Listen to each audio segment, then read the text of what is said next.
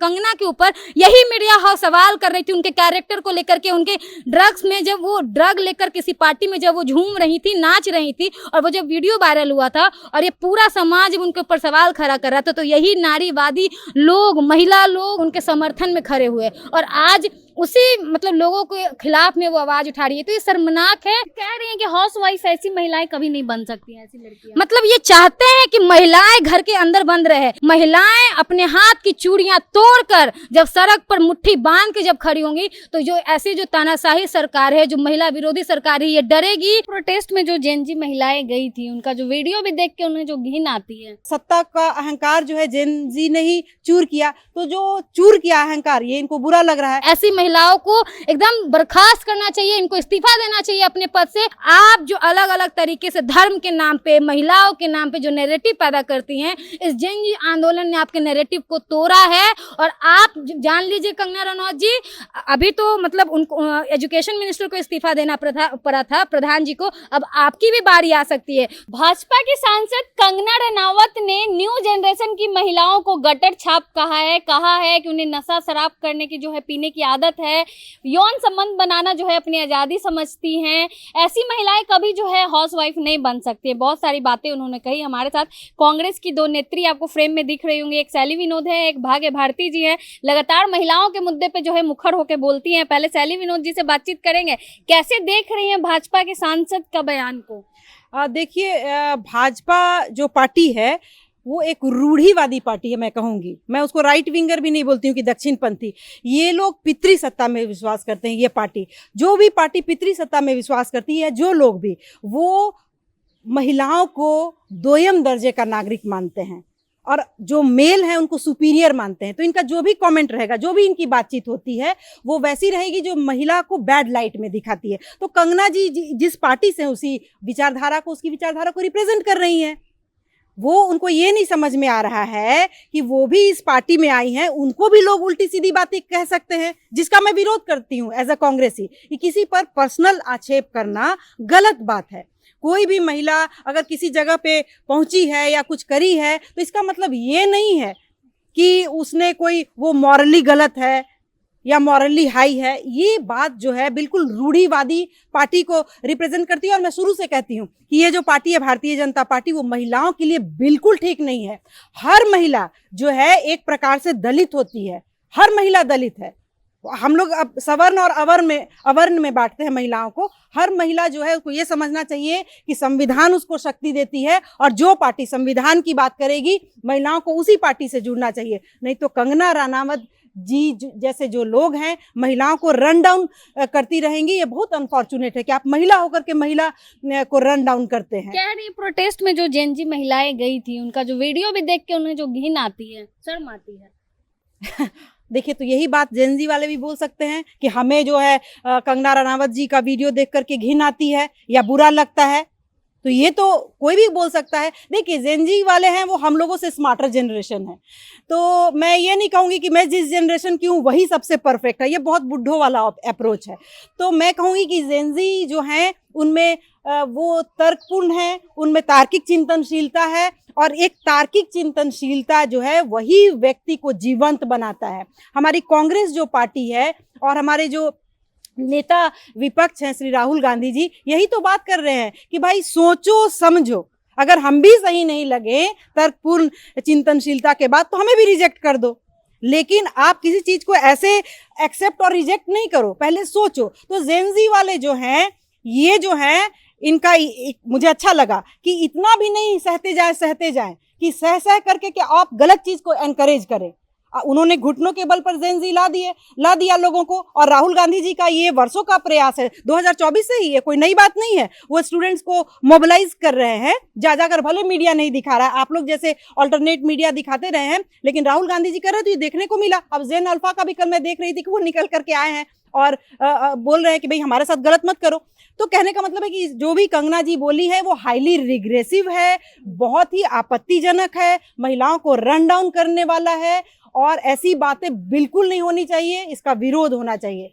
और कंगना जी को मैं इतना, कई बार लोग सीरियसली नहीं लेते हैं। जी, चलिए भाग्य भारती जी हैं, इनसे भी बातचीत करेंगे। कैसे देख रही हैं एक महिला होकर कंगना इस तरह का बयान दे रही हैं? देखिए, हम ऐसे समाज में जीते हैं जहाँ पे मतलब हमारा घर से निकलना ही इतना बड़ा मुश्किल मतलब होता है। हम शाम होने के बाद हम अपने घर से नहीं निकल पाते, और ऐसे में जब हम किसी लड़के से दोस्ती करते हैं तो लोग ये सोचते हैं कि कहीं इस लड़के के साथ इसका कोई संबंध न बन जाए। जब हम घर से निकलते हैं तो लोग सोचने लगते हैं कि कहीं गलत संगति में न पड़ जाए या किसी नशे के मतलब चुंगल में ना जाए। और जब कंगना जैसी एक नेता जो कि कहीं की संसद है, और जब वो ऐसा बयान देगी जो कि एक सफल महिला है, तो समझिए कि उन जेनजी माता पिता के ऊपर क्या बीतेगा और वो क्या एग्जाम्पल सेट करेंगे। हमारा समाज जो है इस तरह के पूर्वाग्रह से न जाने कितने दशक से मतलब सामना कर रहा है, और हम महिलाओं का जीवन इतना आसान नहीं है। हम आए दिन अपने जीवन में अलग अलग तरीके से संघर्ष कर रहे हैं, चाहे वो घर से निकलने का हो, घर में अपने जीने का हो, चाहे वो हर बराबरी के दर्जे को लेने का हो। और ऐसे में जब कंगना जैसी एक सफल महिला सांसद, एक मतलब अभिनेत्री जब इस तरह का बात करती है, तो ये उन धारणाओं को लेजिटिमेट कर रही है कि आप इस तरह का धारणा बनाइए उन लड़कियों के बारे में। और आप सोचिए ना कि ये प्रोटेस्ट में लड़कियों ने कितने अच्छे से इसको लीड किया, चाहे वो मुंबई का सड़क हो, चाहे वो पटना की धरती हो, चाहे वो दिल्ली का जंतर मंतर हो, हर जगह महिलाएं एकदम अडिग होकर खड़ी रही। चाहे उनके ऊपर मतलब पानी के बौछारे पड़े, टीयर गैस के मतलब गोले पड़े, या उनके ऊपर लाठियां पड़ी, उनको जेल में डाला गया, लेकिन फिर भी वो जिंदा है तो जिंदगी की जीत पे यकीन कर गाते हुए वो मतलब गाड़ी में बैठ गई और वो जेल चली गई हंसते मुस्कुराते हुए।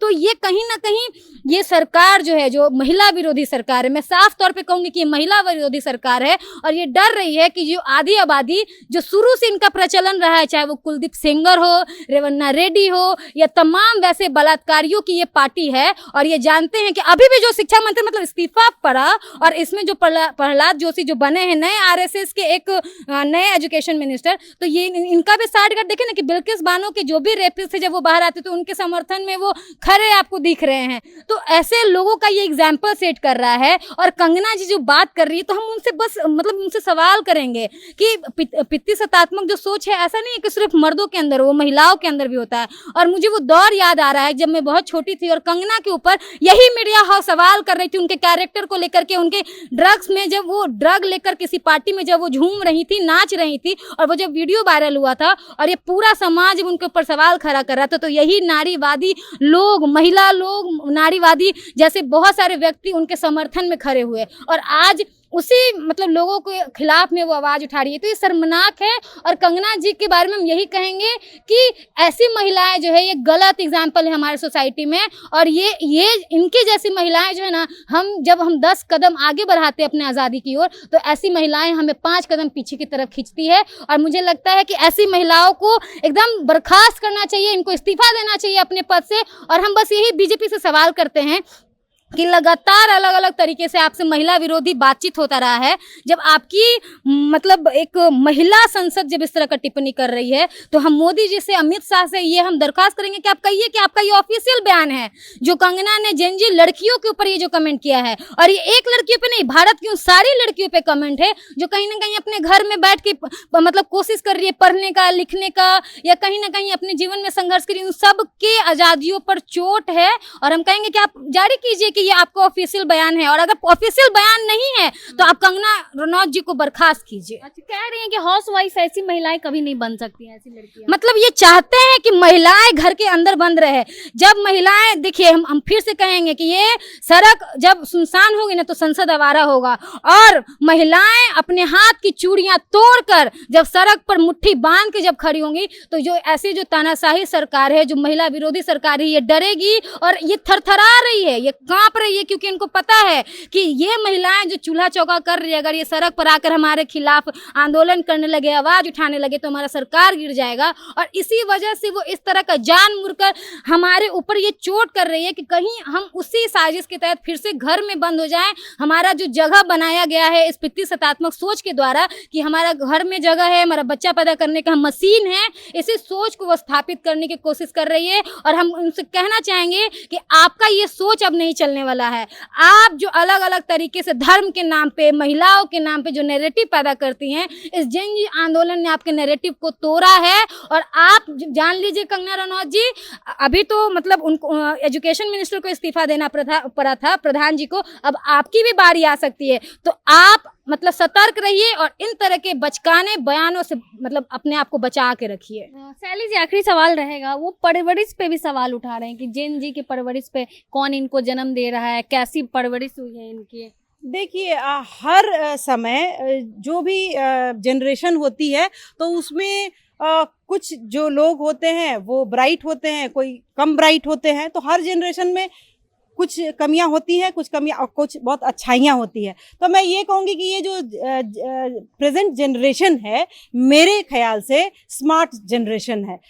हम लोगों की तरह संकोची जनरेशन नहीं है। हर बात में संकोच करना जो है वो समाज को भारी पड़ता है। तो जो नतीजा तो हम लोगों के सामने है कि सत्ता का अहंकार जो है जेन जी ने ही चूर किया। तो जो चूर किया अहंकार ये इनको बुरा लग रहा है। हालांकि ये अलग मसला है कि उनसे भी बुरे जो है हमारे एजुकेशन मिनिस्टर जो है धर्मेंद्र प्रधान जी से भी जो एक ज़्यादा महान व्यक्ति हमारा शिक्षा मंत्री बन के बैठ गया है, ये अलग मसला है। लेकिन शुरुआत जेन जी ने ही कर दी है। बदलाव की एक हवा जो है जेन जी ही लाए हैं। तो हम लोग धन्यवाद उनको करते हैं और प्रेरणा भी लेते हैं एज ए बड़े कि हम लोग उनके जैसे बने, स्मार्ट बने। जी बहुत बहुत धन्यवाद। बाकी पूरी बातचीत को लेकर आप क्या कुछ सोचते हैं, फिर कमेंट बॉक्स में जरूर दें।